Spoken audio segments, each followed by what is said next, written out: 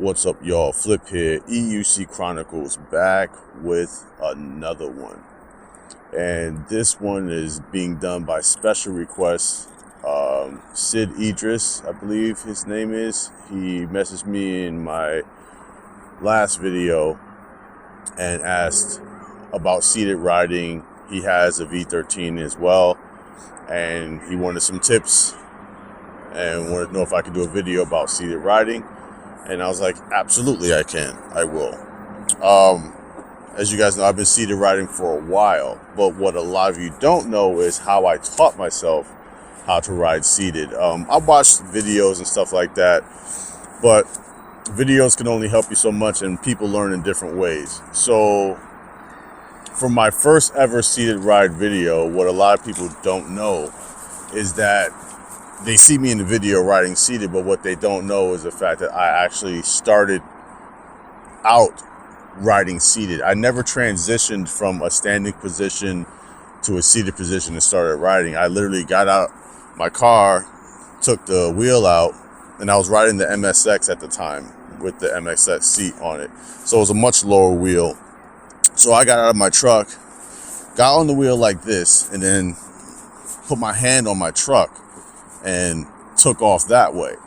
And it worked for me because what I ended up doing was going on a pretty long ride, probably about 7 or 8 miles, something like that, on the bike trail, just riding seated the whole way. Didn't stand up once.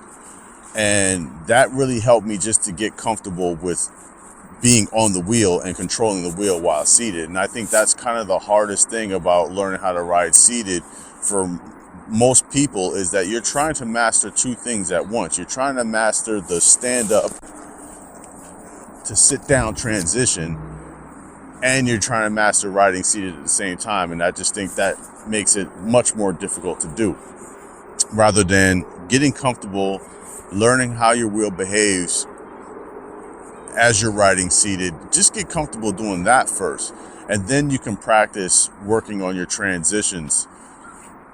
Because once you know you're comfortable on the wheel seated, then it just takes less pressure off, and it's much easier to try to get your mind to click with, standing and sitting. So that's what we're going to do for right now. I'm just going to show you. This would probably be the best. I mean, even before you do what I'm about to show you, I would suggest just, sitting on the wheel itself. Now, it helps having a taller wheel for sure. Like I said, I started on the MSX and then I went to the EXM, which are pretty much both the same height. So there were much smaller wheels, a little bit depending on your height, how difficult it is to navigate. But for people who have a taller wheel, I'm 6'2". This wheel is damn near perfect for me. I'm contemplating lowering the pedals a little bit just to give myself a little bit more room. But anyway, let's just get back to it. What I would suggest doing first is just getting on your wheel and just moving on your wheel like this.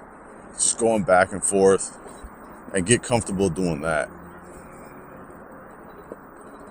Say before you do anything else, just get comfortable doing that. Just how it feels. If you have a place to put your hands, that would be great too, because it just gives you a little bit more stability rather than just having your hands flailing to the side like that. So if you can have a place to put your hands and just get comfortable just doing that, just going back and forth, trying not to go too fast. Because even when I got this wheel, and I've been riding seated for 2 different wheels before I got this wheel, even when I got this wheel, the first time I transitioned from standing to seated on this wheel, I crashed this thing. I wrecked it right on the bike trail. Because one, I wasn't ready for the weight of this wheel, and that makes a hell of a difference. The heavier your wheel, it's going to take a little bit more time to get comfortable taming the beast. So you have to take that into account as well. Let me move this camera back a little bit, and we're going to demonstrate this method, which is probably, to me, the best thing you can do, is find something to hold on to.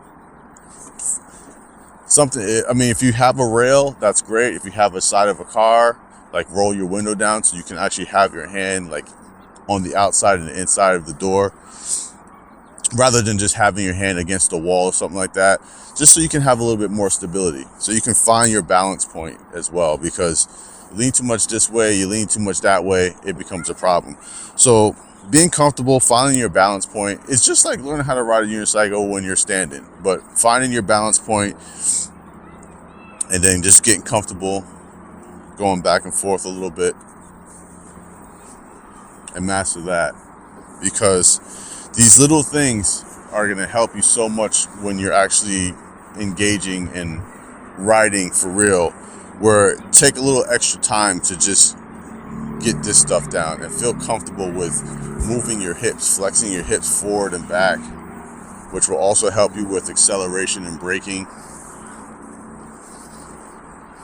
and just being able to just kind of do it without thinking about it.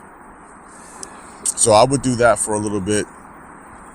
Just get comfortable with that. If you have a rail like this, or if you can find a rail in your neighborhood or at a Walmart or anywhere, it'll be great, because you can literally just use the rail to kind of guide yourself back and forth. Like I said, it's the same method as riding standing up, to be honest. All right, for the next step, let's get off the rail and let's go for it. Now, I already know how to ride, so it's going to be a lot harder for me to show you the difficulties you're going to have starting out, but I'm going to try to demonstrate and try to show you how to help course correct when you're riding. But the main thing is, like I said, maintain your balance point, and even when you're turning your wheel, you want to do it gently. You don't want to lean too much as if you would when you're standing, because because your center of gravity is so low, it's going to be much harder to plummet the wheel. And from a seated position, for some people, it's going to be harder to catch. So let's just take it slow. Like I said, find something to take off from. Don't try to even take off standing and sit. Just hold on to something, rock back and forth, and then let yourself go. Don't go too fast, and make sure you're able to put your feet down and hold on to the wheel if you have a problem. So let's do that. Now, taking off while seated is something else you're going to want to practice as well. But I think for right now, just to keep things simple, try to take off from holding on to something. Taking off while seated isn't that hard to do, but it is a little tricky, because if you don't have your body and mind comfortable with where the balance point on the wheel is, it's very easy to drop your wheel. And we want to avoid dropping our wheel. We want to be graceful when we're doing things. So, but yeah, doing this for the time being is honestly the best way to just get comfortable. The more time you spend on your wheel, the easier it is to start implementing different techniques, like extending your foot out, which is what I'm doing right now. You probably can't see on the camera, but I was riding with one foot, which is something I couldn't do before, And with a wheel this heavy, before I couldn't ride this slow.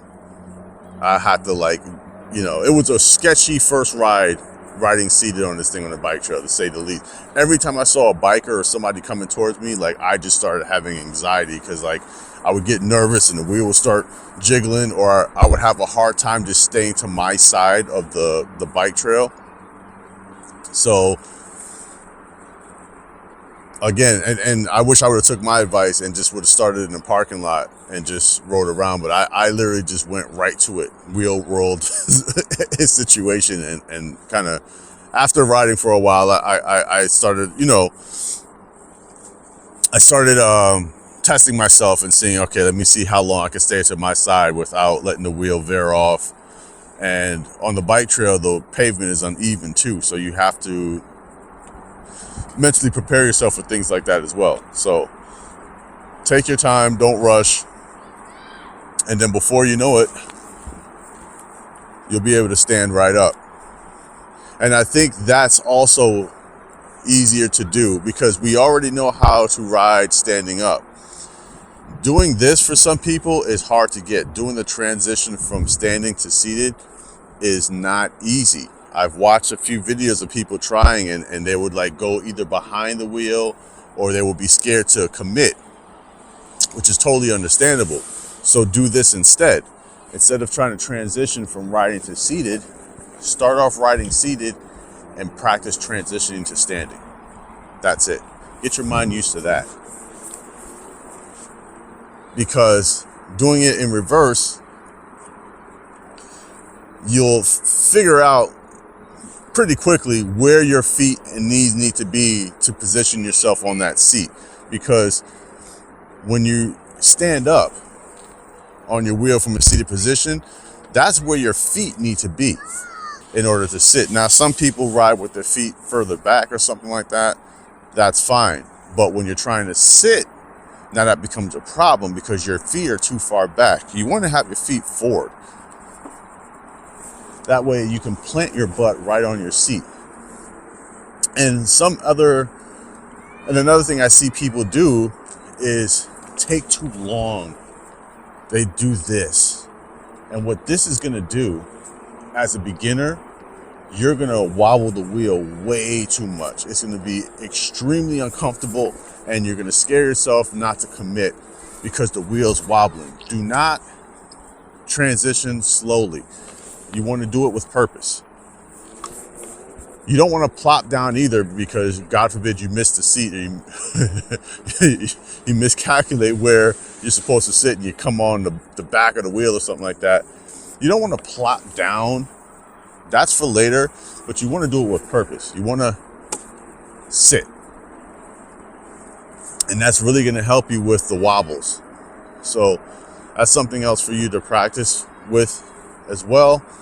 But if you have a hard time doing that, standing to seated, then just practice from going from seated to standing, go back to your car or whatever you use to take off from, and then just keep doing that over and over. Practice standing, because where your feet are positioned when you go to that standing position is where your feet should be positioned when you transition from standing to seated. It'll make things so much easier. Hopefully that helps. And like I said, it's just taking your time with it. Practice. But my biggest suggestion to everyone is get comfortable riding seated first before you do anything else. That will take a lot of the stress and a lot of the uncertainty out of being able to transition, because that's where I see a lot of the problem is for people. It's not necessarily the seated part, but just the transitioning part. I hope this helps. Practice. And let me know. Let me know if this helps anybody. If you have any other suggestions or any videos you would want me to make regarding whatever, please let me know in the comments, and I will be more than happy to do that. Until then, I'll see you in the next one. This is Flip, EUC Chronicles. I am out. Thank you for watching the video. We hope you enjoy it. Be sure to like if you actually enjoy it. Don't forget to ride into that subscribe button for more videos to come from EUC Chronicles. That bell is obnoxious.